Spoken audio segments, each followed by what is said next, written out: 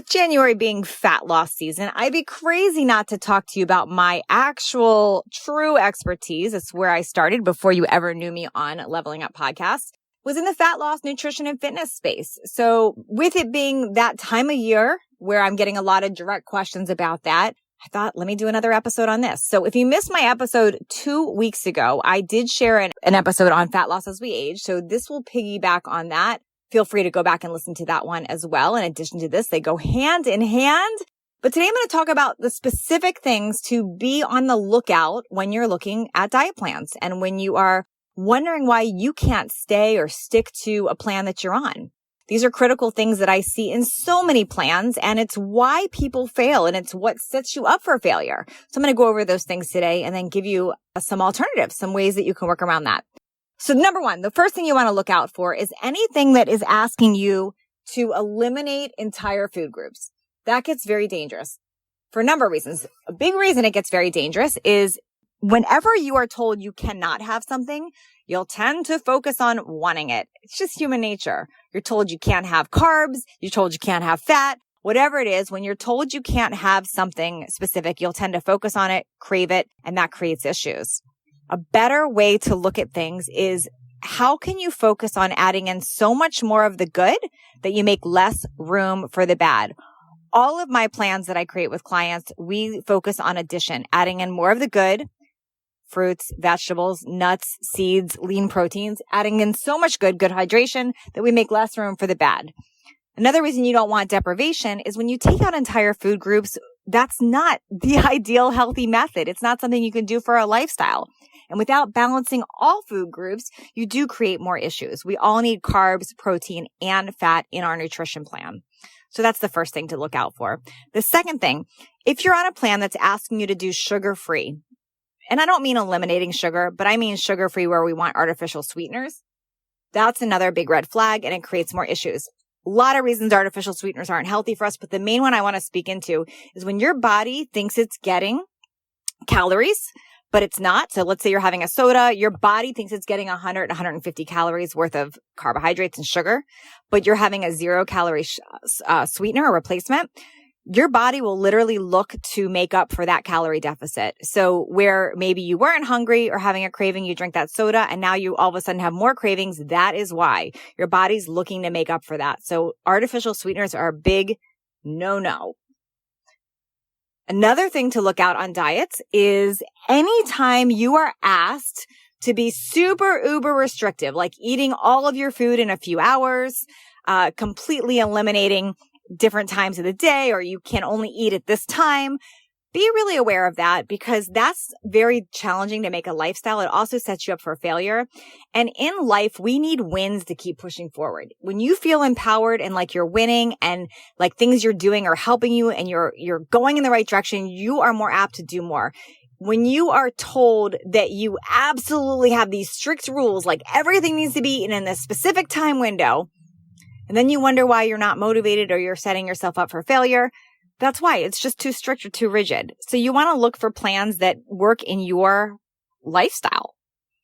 The next thing to be aware of, anything that is giving you do this, do that without full explanation. Just following a plan without explanation isn't going to keep you motivated or keep you wanting to stick to it.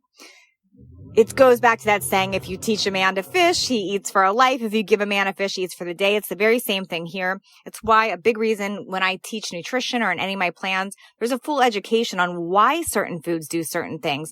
If we don't have that education, it gets very hard to eat out at a restaurant or to eat out at a friend's house because we don't understand why we're doing something and it makes it challenging to stick to. And the bottom line is you need wins to power forward.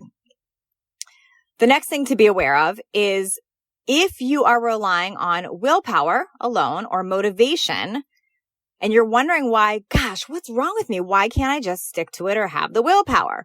I'm going to challenge you to dig a little deeper because willpower is very challenging. Most people don't have willpower, to be honest with you. What people do have that succeed is a very deep-rooted why.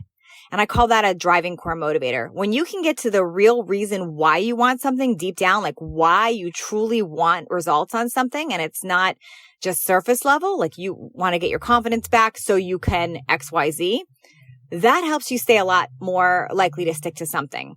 But when your only motivation is, wow, my dress didn't fit this morning or my jeans are too tight, and we don't go deeper into the why, it's very hard to stay committed. And the reason is in the moment of your jeans not being able to zip, you might be motivated. But what happens on the couch at night in sweatpants? You don't have that same motivation. So it's important to do that work and go deeper on the why. Another thing to look at diets is you cannot extreme calorie restrict and keep that up. It's not safe. It's not dangerous. It's not safe and it can be dangerous. And the bigger problem with that is you really set yourself up for failure because you might lose weight quick, but it's not going to be fat and you'll gain that back, which discourages you even further. And that's where yo-yo dieting comes into place. So instead you want to look at how can I create a healthy balance where I'm losing a healthy amount of fat per week, which is genuinely about 1 to 2 pounds a week of fat, so that you can keep it off and make it a lifestyle. When you look at extreme drops, like you're losing 10 pounds in a week, 15 pounds in a week, that is not fat. It's not possible. You're also losing water. You're losing muscle.